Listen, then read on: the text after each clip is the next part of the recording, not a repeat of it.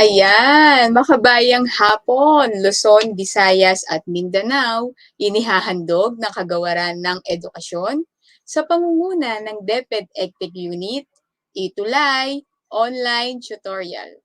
Kamusta kayo mga makabayang mag-aaral?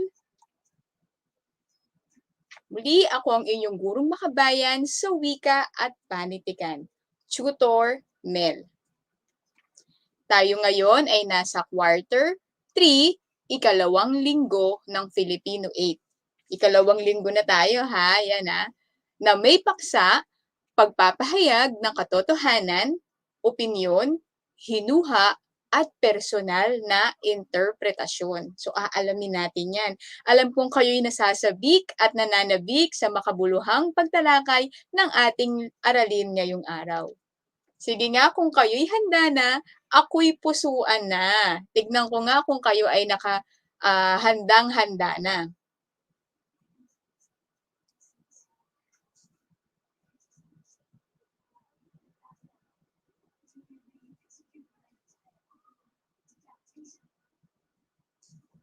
Ayan, marami na ako nakikita.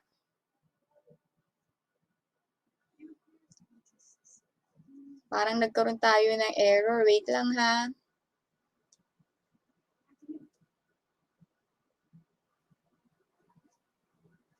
Sige nga, tignan ko nga kung kayo'y nananabik at nasasabik sa ating aralin ngayong araw.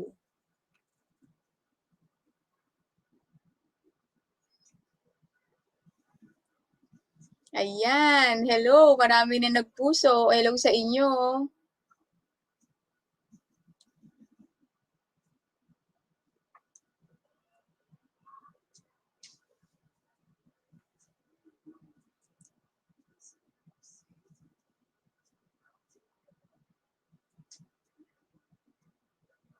Ayun. Medyo natagalan ako sa pagpasok. Ayan. Ayun, marami na ang naghihintay sa ating pagtalakay ngayong hapon. Dahil makabayang hapon ngayon ay magkakaroon tayo ng tinatawag natin, kasi ikatlong markahan na tayo ngayon, di ba? Ibabalik natin yung duties of the week para naman lahat ay na-engage na magbahagi at makilahok sa ating malayang talakayan. Dahil handa na kayo, ayan, ang dami Hello sa inyo. Ayan, babatiin natin sila.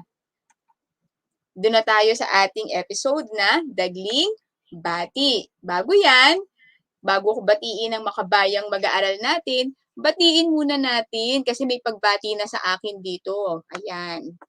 Mula sa School Head, Miss Flora Titiope ng Maria Clara High School, Caloocan. Hello po, Ma'am Tiope. Maraming salamat po sa pagkakataong inyong ipinagkaloob sa inyong lingkod. Ayan.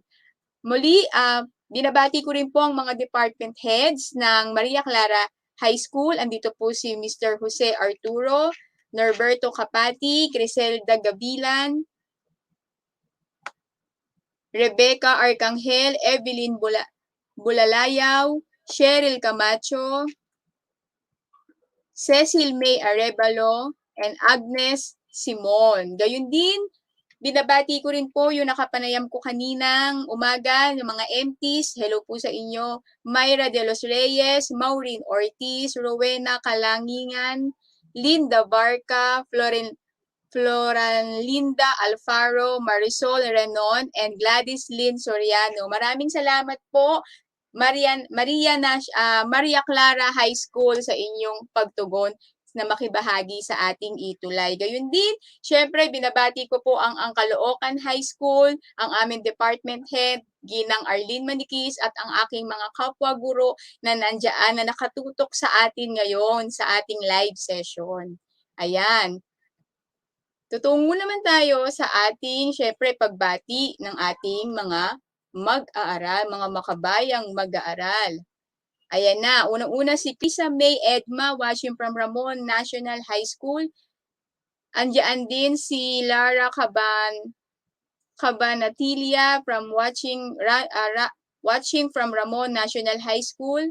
Beverly Joyce Lungaya, magandang hapon, Tutor Mel. Good afternoon po, Tutor Mel, kay Ezekiel Loreto. Kay Kira Kilt Bon, magandang hapon po, Tutor Mel. Ayan, ang dami na nilang bumati. Gayun din kay Mikilaine Chanesco, good afternoon, watching from Caloocan National High School. Hello po. Kay Micaela Banyanola, magandang hapon po, Tutor Mel. Kay Christian Carl Carion, magandang hapon, Tutor Mel, watching from General Santos National Secondary School, Arts and Trade, SDO Gensan. Hello sa'yo, nak. Nagkita tayong muli. At syempre, andyan din ang pagbati ni Francine Jeronimo Reyes, Nadine Domingo Manabat, Alexi Rose Dero. Good afternoon from, wala nakalagay, okay? Magandang hapon po kay Aldrin Diesta ng Caloocan High School. Ayan, at marami pang pagbati. Ayan, magandang araw at magandang hapon sa inyong pagtutok. Alam kong nasasabik na kayo ngayong hapon dahil nagkita-kita na naman tayo, di ba? Okay, tumungo naman tayo sa ating Cuties of the Week. 'Di ba? Kumuha si Tutor Mel ng tatlong malugod at aktibong nakilahok sa ating talakayan. At ang unang-una diyan ay si Nadine Domingo Manabat. Mangabat ang nalagay. Magbigay naman tayo ng makabayang clap sa kanya. Hello sa iyo.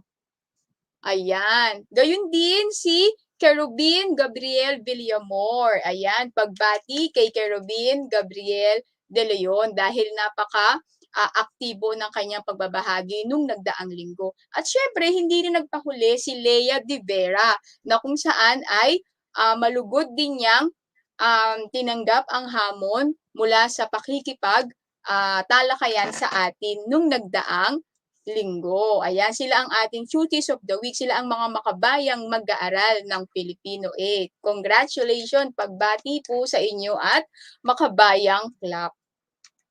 Tutungo na tayo sa ating aralin. Muli, kinuha natin o hinango natin ang ating module. Ginamit natin ang module ng SDO Caloocan Quarter 3, Week 2. Anong inaasahan sa inyo ngayong araw? Una, na pag-iiba ang katotohanan sa hinuha, opinyon at personal na interpretasyon ng kausap. So isang beses lang ang kinuha natin para mas makita natin kung ano ba ang pagkakaiba ng katotohanan sa hinuha, opinyon at personal na interpretasyon. Handa na ba kayo dyan? Ayan, alam ko namang handa na kayo. Bago yan, tumungo muna tayo sa ating balik-aral. Ayan.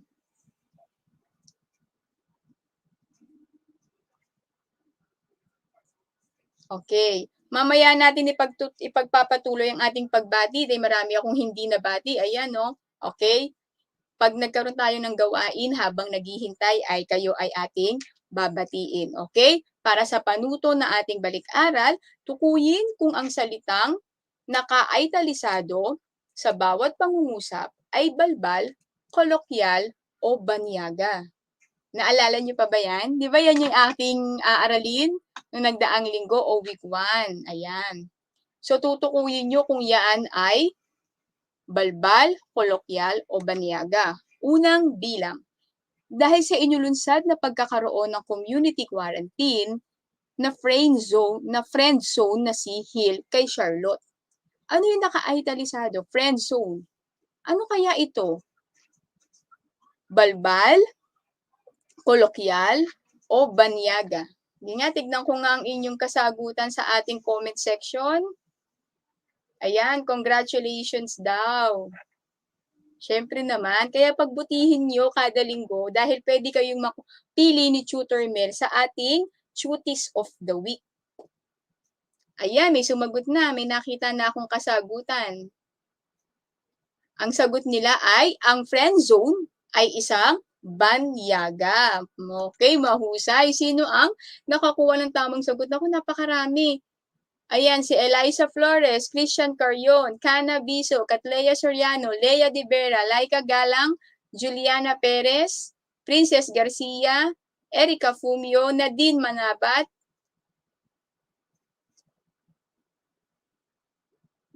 Jessica Pascual, and Beverly Lungayan. Ayan, di ba?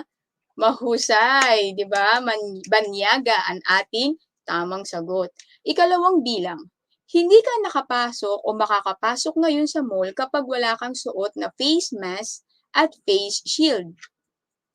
Ang salitang nakaitalisado ay face mask. Ano kaya ito? Ayan, una kong nakitang sumagot si Genevieve Rabelo, Mira Hernandez, Chloe Viernes, Domingo Campos, Benedict Domingo, Aliyah Bueniao, at ang sagot nila ay banyaga pa rin, syempre, di ba? Ikatlong bilang, huwag kalimutang magsuot ng helmet kapag magmamaneho ng motorsiklo para hindi harangin ng lespo sa checkpoint. Ano kaya ito? Ano kayang salita yan? Sige nga, tingnan nga natin kung naalala niyo pa, bagamat ito'y balik-aral lamang.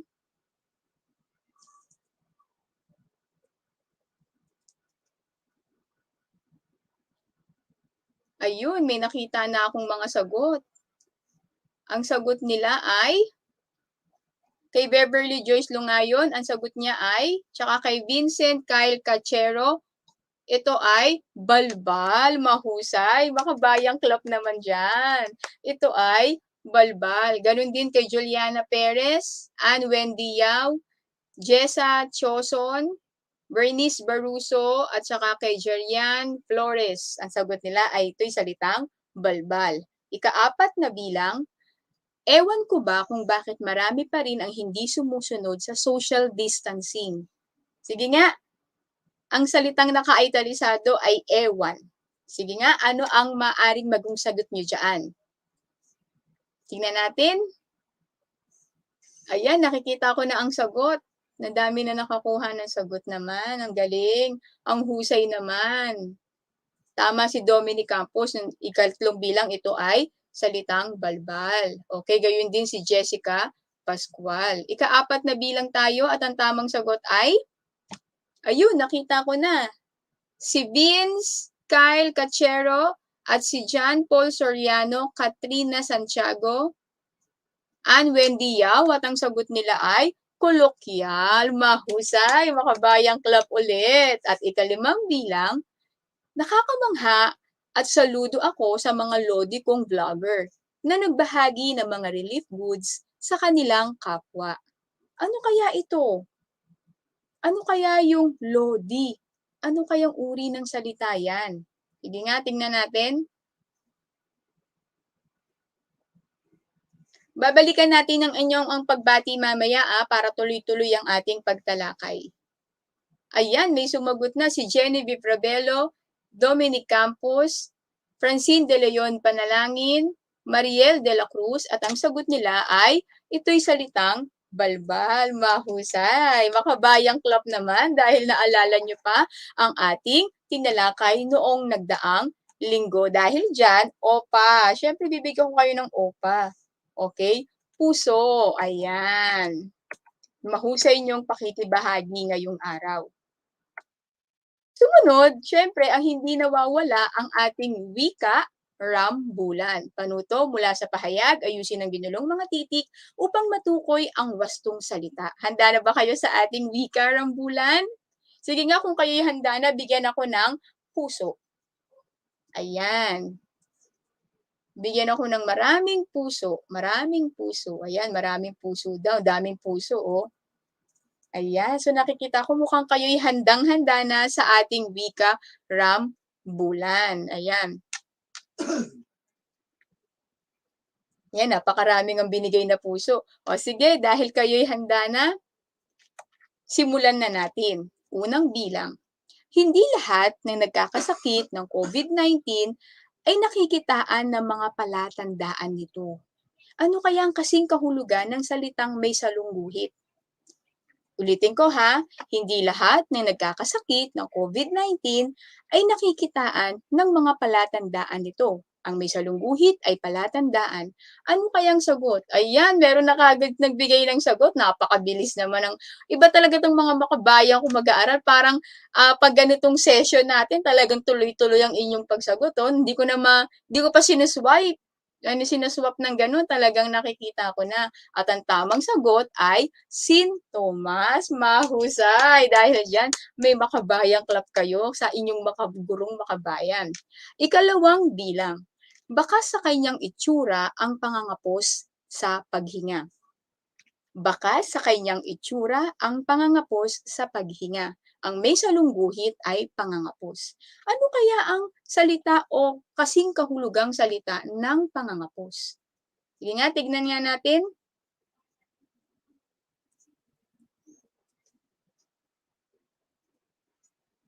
Ayun, unang-una ko nakita si Jairo Katiis. Ayan, at ang sagot ni Jairo ay hingal. Ang husay naman. Talagang pagwika ng bulan, nagrarambol talaga yung sagot ninyo dahil ang dami, tuloy-tuloy. Okay, natutuwa naman ako dyan. Ikatlong bilang, sa kasalukuyan, Pilipinas pa rin ang nangungunang bansa na may pinakamaraming positibo sa COVID-19 o sa COVID-19. Sige nga, ano ang kasing kahulugan ng salitang bansa? Kaya ba? Kaya bang tignan? Ayun, kay Beverly Lungayan, unang-una din siyang nakukuha ng tamang sagot at ang kanyang sagot ay Ma'am Estado. Mahusay, Beverly. Ayan. Para sa ikal-apat na bilang, bawat isa ay dapat maisagawa ang pag-iingat upang makaiwas sa naturang sakit. Ano kaya yung maisagawa? Sige nga, bawat isa ay dapat maisagawa ang pag-iingat upang makaiwas sa naturang sakit. Ayan. Ayan, ang dami na rin samang sagot. Sandali lang. Ayun. Mariel de la Cruz, Aaron Gestopa, Francine Jeronimo Reyes, Ann Wendy Yao, John Brian Retuta, Catlea Soriano, Christine Erica Fumio, Beverly Lungayan, Jewel Sabilano, Chloe Viernes, Aliyah Buenyao at ang kanilang mga kasagutan ay maisakatuparan. Mahusay naman. Ang galing naman ng mga makabayang mag-aaral. At para sa ikalimang bilang at ikahuling bilang ng wika rambulan, kasama natin lahat ang mga bansa sa mundong ito sa pakikipaglaban sa pandemyang ating kinahaharap. Ano kaya ang kasing kahulugan ng may salungguhit na kasama? Di nga, mula dyan sa ating choices o sa ating ginulong letra o ginulong mga titik, nais kong hulaan ninyo at ibigay sa akin ang kasagutan sa ikalimang bilang. And at marami rin mga nakakuha ng tamang sagot sa ikaapat na bilang. Tana Biso, Ezekiel Loreto, Jessica Pascual. Ayan, marami rin sila.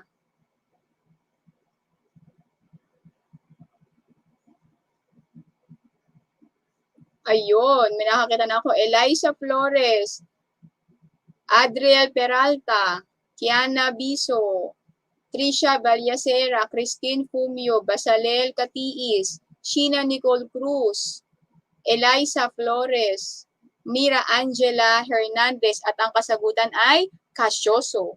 Diba? Casyoso. Okay? So, ibig sabihin, klase, itong ating mga salitang may salungguhit ay tinatawag natin na sinonimong salita. Dahil dyan, bibigyan ko kayo ng tala dahil kayo nagniningning ngayong hapon sa kaalaman at karunungan. Mahusay naman. Pagbati. Ayan. Ngayon, meron akong bibigay sa inyong isang sitwasyon na nais kong tignan kung ano ang inyong magiging ibibigay na sagot sa sitwasyong aking ibibigay. Okay? So, nakita nyo yung larawan.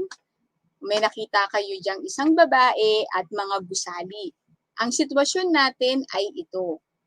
May isang babae sa itaas ng gusali na nag-iisa at umiiyak. Sa inyong palagay, ano kaya ang sitwasyon ng babae? Sige nga, tignan ko nga, tignan ko nga kung tama yung kung ano yung maaari yung maging sagot dyan sa ating sitwasyon na ibinigay ngayong araw. Nais ko lang malaman, ano kaya ang isasagot ng mga makabayang mag-aaral? Okay, habang hinihintay kong inyong pagsagot, ngayon ko itutuloy ang naudlot nating pagbati kanina dahil may mga hindi ako nabati. Ayan. Maria Claire Angela Santos, magandang hapon po from Caloocan High School. Hello sa'yo, nak. Ayan. Gayun din, may pagbati kay Warren Joy Acosta, watching from LFG Diamantina National High School. Andito rin si Elsa Porpuse from GNHS Pagbati. Ayan. Binabati rin natin si Hazel Faith de la Cruz. Good afternoon po, watching from Ramon National High School. Kay Beverly, ayan, may sagot na pala si Beverly Joyce Lungayon. Ang kanyang sagot ay ang kanyang sagot ay malungkot ang babae at nais mapag-isa. Ayan, di ba? Sino pa kaya? Sige nga, tingnan ko nga yung sagot ng ilan. Ano pang sagot ninyo bukod doon? Ayan, may sagot si Basalel Katiis. Ang babae ay may mabigat na problema, kaya siya umiiyak at maaring nais niyang magpakamatay. Talaga naman ba? Yun agad, nasa taas lang ng gusali, nais nang magpakamatay? Sige nga. Tingnan natin ang sagot ng iba.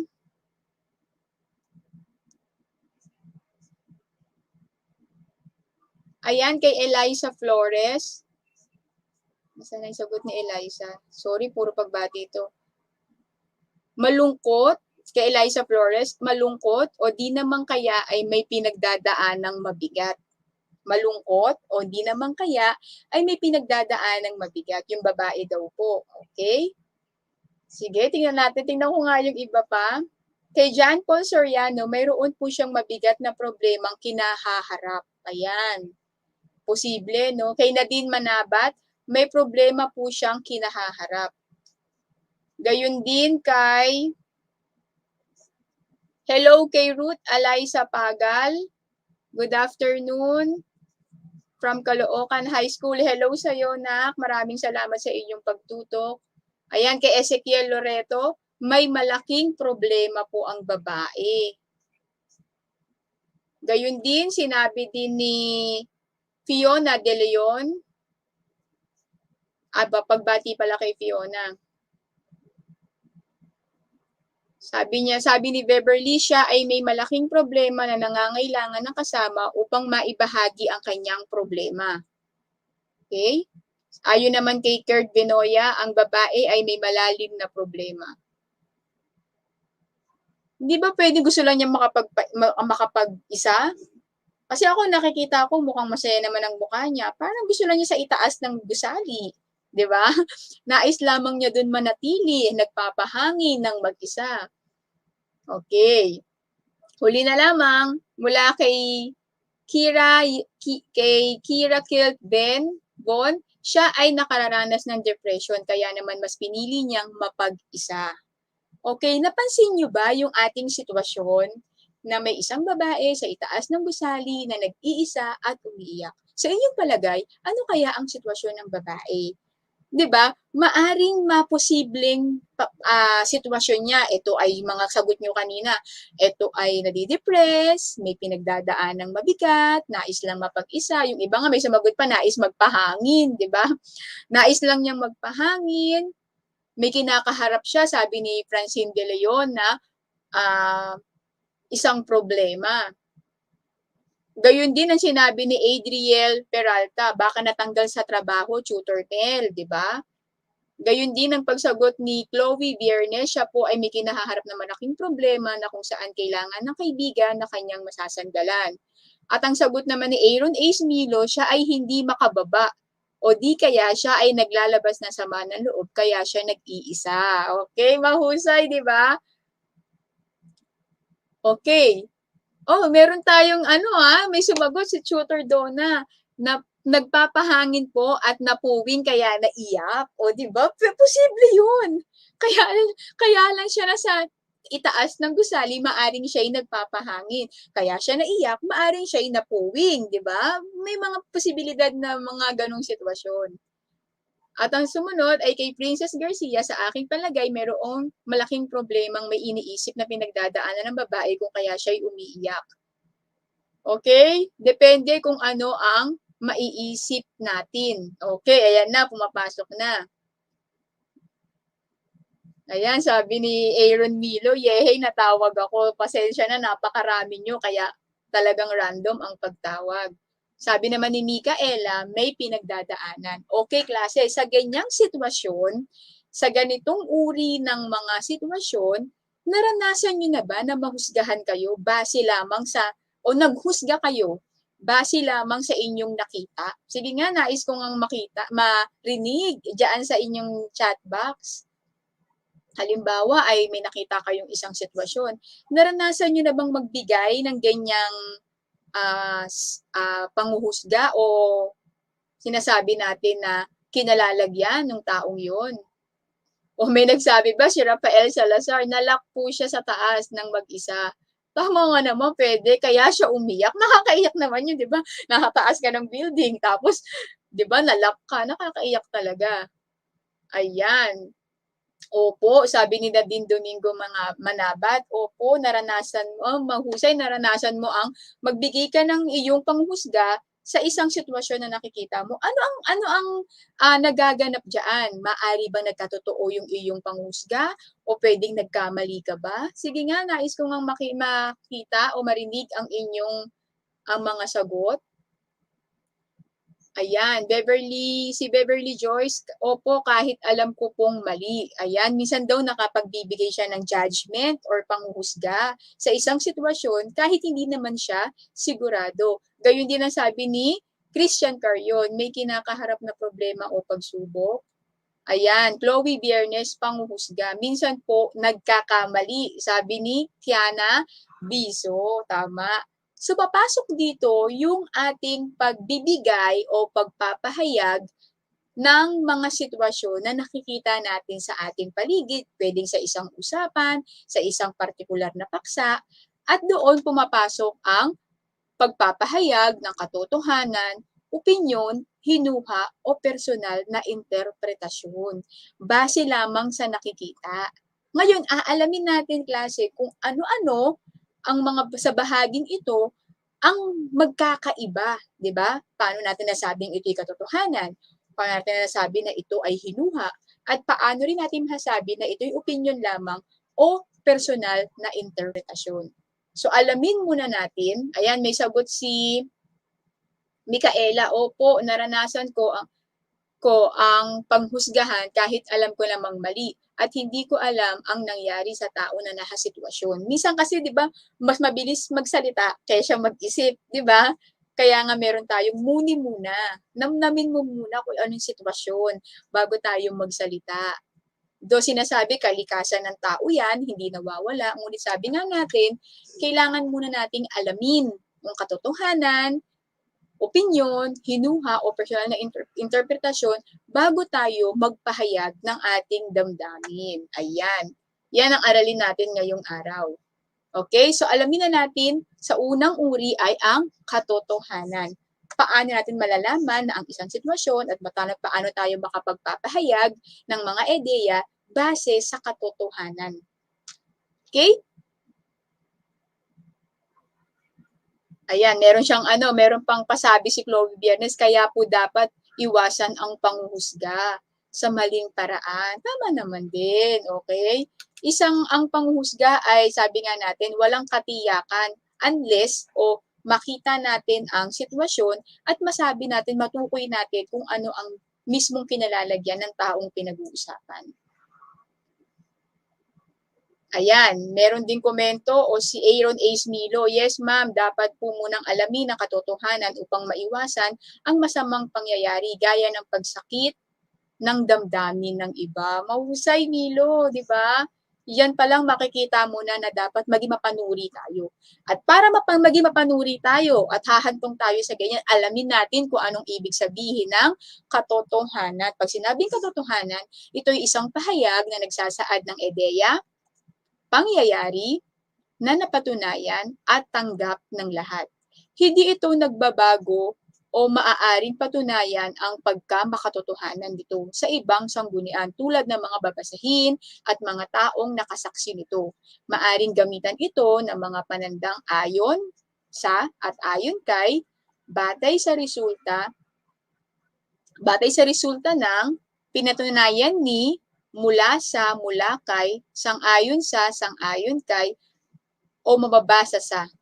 Okay? So doon pa lang makikita natin na merong tuntunin din pala para matukoy natin kung ang isang resources ay may katotohanan. Okay? Para masabi natin na ito ay may katotohanan, dapat nagsasaad ng ideya o pangyayaring napatunayan at tanggap ng lahat. Hindi ito nagbabago o maaaring patunayan ang pagkamakatotohanan nito sa ibang sanggunian tulad ng mga babasahin. Okay? So diyan, makikita natin klase na kapag totoo ang pangyayari, totoo ang mga data o datos, dapat may katibayan ka at meron kang gumagamit ka ng mga hudyat para matukoy natin na ito ay katotohanan. Halimbawa, ayon sa DepEd, ang naturang bilang ay 76% lamang ng kabuuang enrollment noong nakaraang taon. So, pwede mo bang pasubaliin yan? Pwede ba natin sabihin, hindi yan totoo? Ayon sa DepEd yan eh. Diba? Ano ba ang DepEd? Ano ba ang ahensyang ito? Ito yung tumutukoy ng mga mag-aaral na kung saan nag-e-enroll o pumapasok sa paaralan. Ito yung ahensya ng edukasyon. So, talagang valid. Ibig sabihin, may katotohanan dahil gumamit siya ng hudyat na ayon at alam natin na ang department na ito ay may kakayahang magsalita o magbigay na ideya o impormasyon na may kinalaman sa edukasyon. Okay? Ayan. At ikalawang halimbawa, mababasa na naging resulta ng pananaliksik ng mga ekonomista, unti-unti nang nakababangon ng ekonomiya ng ating bansa. Para masabi natin na ito ay may katotohanan, gumamit siya ng hudyat na mababasa. At dahil ito ay nagbibigay ng resulta na pananaliksik, makikita rin natin na may katibayan ang kanyang binabanggit na katotohanan na sitwasyon o pangyayari. Okay, so naintindihan, nakuha niyo po yung katotohanan mula sa ating dalawang halimbawa. Ayan. Ayan. Sumunod ay ang hinuha. Ito ay batay sa mga hudyat, bakas, palatandaan, ebidensya o implikasyon. Ipinakikita sa isang kwento, akda o pangyayari. So dito, klase, kapag sinabi nating hinuha, nakabatay siya sa hudyat, bakas, palatandaan, ebidensya o implikasyon na ipinakita sa pangyayari ng isang kwento, akda o akda. Halimbawa, hindi na magkakaroon ng panibagong pandemya sa susunod na taon. Ito ba ay may katotohanan o sadyang hinuha lamang? Ito ba ay may katotohanan o sadyang hinuha lamang? Ayan. Oo, di ba? Una po, hindi gumamit ng hudyat. Tama. Walang pinanggalingan yung kanyang sinabi. At syempre, dahil magaganap pa lamang ito, hindi natin masabi na ito'y totoong mangyayari. Okay. Kaya, nasa ilalim siya o nakapaloob siya sa hinuha. Sumunod, kumpiyansa naman ang DepEd na maaabot nila ang target na 80% ng nakaraang bilang ng enrollees sa 27.7 million. O yan. Sige nga, tignan ko nga paano nyo natukoy ang pagkakaiba ng katotohanan sa hinuha. Kumpiyansa naman ang DepEd na maaabot nila ang target na 80% ng nakaraang bilang ng enrollees na 27.7 million. Sige nga, o tama kayo, ito'y hinuha. Ano ang salita, ano ang nakita ninyong salita na maaaring maging hinuha ito? Ayun, sagot ni Chloe Viernes, ito po ay walang katiyakan. Tama. Ito ay hindi nagbibigay ng datos. At higit sa lahat, ito ay hindi pa nagaganap. Kaya nga may salitang target, di ba? Ang target nila ay 80% dahil projection pa lang na lamang nila to, hindi pa ito nagaganap. Plus, yung salitang kumpiyansa ay galing lamang sa sariling pagpapasubali, di ba? Posibilidad. So, hindi siya nagpapakita ng katotohanan dahil hindi pa talaga nagaganap ito. Hindi pa po nagaganap. Ayan, sabi ni Catlea Soriano. Hula lamang po. Wala pa po siyang patunay, sabi naman ni Lustre Ramos.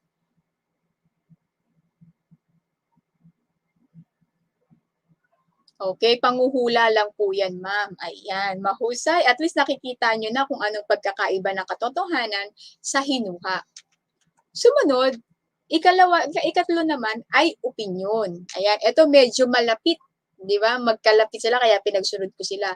Ito ay pananaw ng isang tao o grupo ng mga tao na maaaring totoo o pwedeng pasubaliin ng iba. Batay lamang ito sa kanilang obserbasyon at eksperimento. Maaring gumamit ng mga panandang sa aking palagay, sa tingin ko, sa nakikita ko, sa pakuwari ko, kung ako ang tatanungin para sa akin at iba pa. So sabi natin ito ay isang pananaw ng isang tao o grupo ng mga tao na maaari naman din totoo or pwedeng pasubalian. Yan ang sinasabi ng opinion. Halimbawa, kung ako ang tatanungin, dapat lamang nataasan ang sahod ng mga health workers sa Pilipinas. Paano nyo natukoy na ito'y opinyon at hindi hinuha? Sige nga.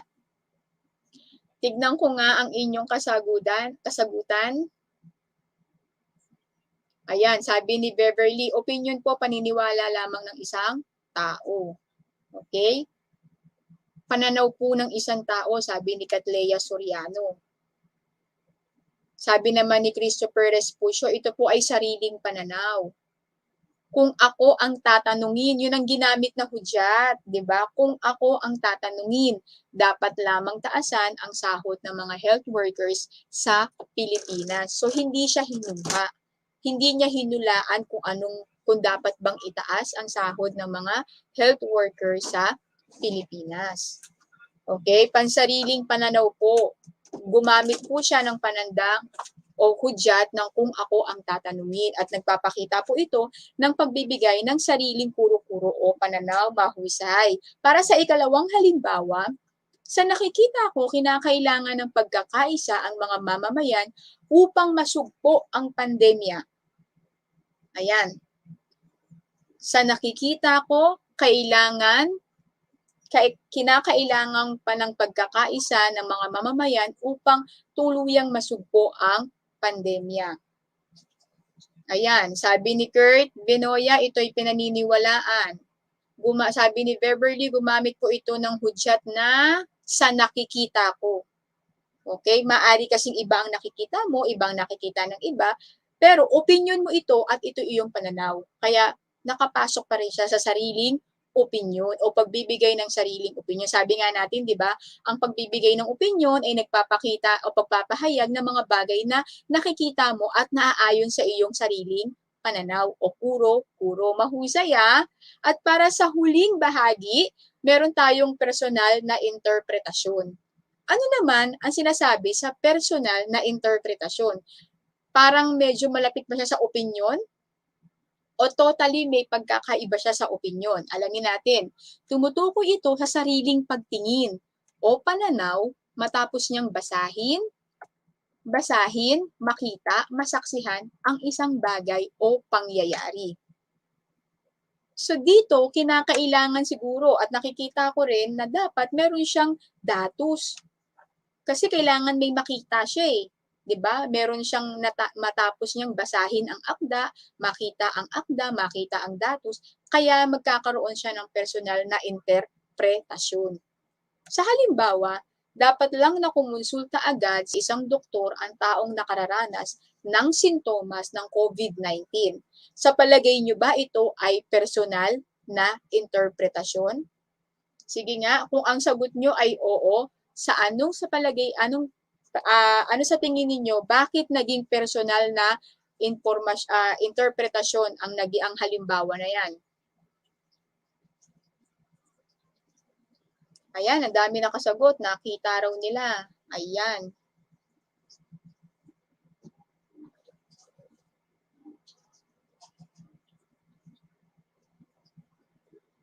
Ayun, may sumagot na. Ayon kay Biernes, personal na interpretasyon, sariling pagtingin. Okay? Tama? Tama naman yun. Ayun, ayon naman kay John Paul Soriano, opo, dahil po sa salitang dapat lang. Okay? Dapat lang na kumonsulta agad sa isang doktor at taong nakararanas ng sintomas ng COVID-19. Ano pa? May nakita siya, di ba? Sabi natin, pag personal na interpretasyon, meron kang data o datos na makikita. Nakita niya na may sintomas siya ng COVID-19, kaya dapat lang siyang magpakonsulta. Naintindihan? So, wala kang i-interpret kung wala kang nakikitang datos. Ganun kasimple. Okay? Ikalawa, kung hindi mag-iingat lahat, ay maaaring mahawaan ng sakit na ito. O, ayan. Medyo malapit siya sa opinion. Pero bakit siya naging personal na interpretasyon? Kung hindi mag-iingat ang lahat ay maaaring mahawaan ng sakit na ito. Ayan, mula din kay Aaron H. Milo, personal na interpretasyon dahil salitang dapat lang. O, sumunod. Ayon naman kay Francine De Leon Panalangin, kung hindi mag-iingat, lahat ay maaaring mahawaan ng sakit na ito. Ayan, ayon din kay Jomelyn Gomez Espanyola, opo, dahil salitang kung hindi. So, diyan pa lang makikita natin, hindi siya pwedeng maging opinion kasi sabi natin wala naman yung opinion sa yung hudyat sa kung hindi, 'di ba? Maaring maging personal na interpretasyon ito dahil nakikita mo yung sitwasyon. Nakikita mo na maraming hindi nag-iingat at pag lumaon pa ito ay maaring maraming mahawaan ng sakit na ito. Naintindihan niyo ba ang ating pagtalakay sa pagkakaiba-iba ng hinuha, katotohanan, opinyon, at interpretasyon?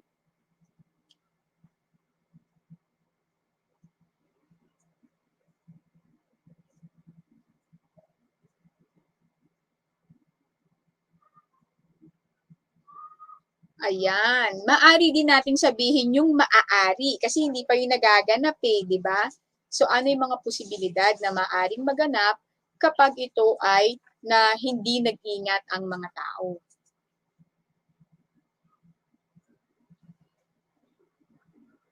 Okay? Kung naunawaan nyo nga, bigyan nyo nga ako ng puso dyan dahil alam kong naunawaan nyo.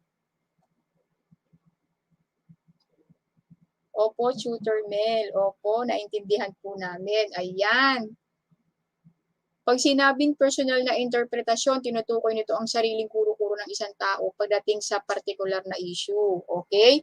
Hindi lang issue, kung ano nakikita niyang sitwasyon, di ba?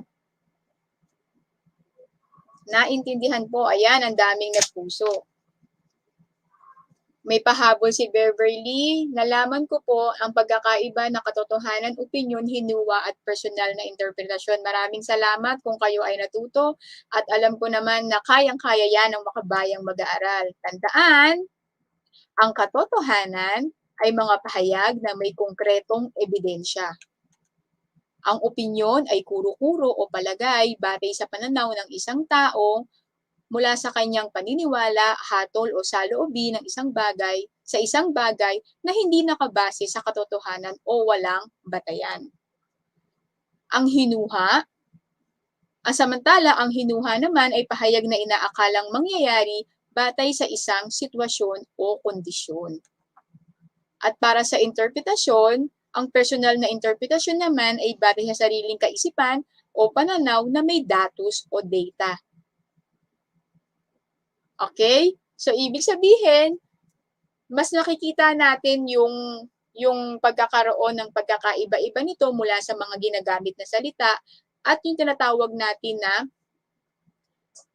pagkakaroon ng iba't ibang pamamaraan kung paano siya naging makatotohanan, paano naging opinyon, at hinuha at personal na interpretasyon. Ayan, mukhang handa na kayo dahil kayo'y natuto ng lubos. Handa na ba kayo? Meron tayong pagsusulit. Ayan. May gawain isa tayong gagawin. Okay, panuto. Lagyan ng check. Ayan, check yan ha. Medyo nasisilaw ako, hindi ko alam eh. Okay? Lagyan ng check ang pangungusap na nagsasaad ng pananaw o konsepto. At lagyan naman ng X ang hindi. Ayan. Sige nga, tingnan natin. Mula nung pumasok ang 2021, nararamdaman na ng mga maliliit na consumers ang pagtaas ng mga pangunahing bilihin. Sige nga, ano ito? Nagpapakita ng pananaw o kaisipan, check, or X. Tignan nga natin, mula nang pumasok ang 2021, naramdaman ng mga maliliit na consumers ang pagtaas ng mga pangunahing bilihin. Ayan, may nakita na akong sumagot. At ang sagot niya ay, check, kaisipan yan, di ba? Ikalawa, sabi ng Department of Agriculture, ang kawalan daw ng matatag na supply ang dahilan kaya mataas ang presyo ng karne at gulay. Ikalawang bilang. Ayan, nakita ko rin, sumagot na, check, tama, okay? Ang daming sumagot. Ian Rama, Venice Yanga, Kiana Biso, Nadine Manabat, Janine, Lester, Aaron Milo, Francine De Leon. Ayan. Ikatlo, maari bang humiling ang mga manggagawa na itaas sa 650 ang minimum wage para makahabol sila sa mataas na presyo ng bilihin? Ito ba ay kaisipan o hindi? Maari bang humiling ang mga manggagawa na itaas ng 650 ang minimum wage para makahabol sila sa mataas na presyo? Tama. Tama si John Philip Soriano. Ito ay X. Ayan. At ikaapat, kung ako ang tatanungin, dapat na ngang itaas ang minimum wage. Kung ako ang tatanungin, dapat na ngang itaas ang minimum wage. Ito ba ay pananaw o hindi? Tama si John Paul Soriano, ito ay pananaw. Okay, check. At sa ikalimang bilang, sana na may makagawa ng paraan ng pamahalaan para mababa ang presyo ng mga bilihin. Sana naman ay makagawa ng paraan ang pamahalaan para mapababa ang presyo ng bilihin. Ano kaya ito? Kaisipan o hindi? Pananaw o hindi? Ayan, ayon kay Beverly Lungayan, ito ay X. Mahusay. Dahil dyan, bibigyan ko kayo ng Makabayan Club. Ayan, club naman tayo dyan. Mahusay, madaming nakasagot, hindi lang si Beverly. Andiyan ang sagot nila John Philip Soriano, Marinel Ramos, Lester Dagnidon, Nadine Manabat, Ezekiel Loreto, Lea De Vera, Keanu Biso, and Respicio. Ayan. Natuwa ba kayo sa ating tinalakay ngayon, mga makabayang mag-aaral? Sige nga, kung kayo'y natuwa, bigyan nyo nga ako ng puso. Pusuan nyo naman si Tutor Mel. Ayan, salamat. Marinel Ramos. Ayan, thank you, Nak. At maraming salamat sa palakpak ni Christian Carion. Dahil dyan, nais kong ibigay sa inyo ang ating pangkalahatang pagkatuto. Bakit mahalaga? Ito ay nagpapayaman ng ating kaalaman sa pagpapahayag ng iyong sarili. Ito ay mabisang paraan din upang mahasa ang ating kakayahan na maging mapanuri sa pagpapahayag ng mga sitwasyon o pangyayari sa inyong paligid. Kaya naman, M. Magmasid. U. Umunawa. N. Namnamin. At I. Isipin ang mga totoong kaganapan sa ating bansa. Muni muna. Ayan, nagustuhan nyo ba? Syempre, dahil nagustuhan nyo at alam kong hindi kayo, ayan, alam ko nagustuhan nyo yan at talagang natuto kayo dahil ang dami sa atin, nanood. Panatilihin nyo lang, huwag nyo kalimutang ibahagi ang ating link para mas marami pang maabot at maitulay ang dunong at karunungan para sa kabataang tulad mo. Ayan, medyo okay na kasi dito alam nyo na ang ating bagong page ay DepEd Itulay na tayo. Okay, meron na tayong sariling home page. Diyan na kayo mag-aabang ng ating schedule, ng ating pag-iere, kung kailan tayo dapat, kung kailan kayo manonood. At marami rin yang ibang subjects, hindi lang Filipino.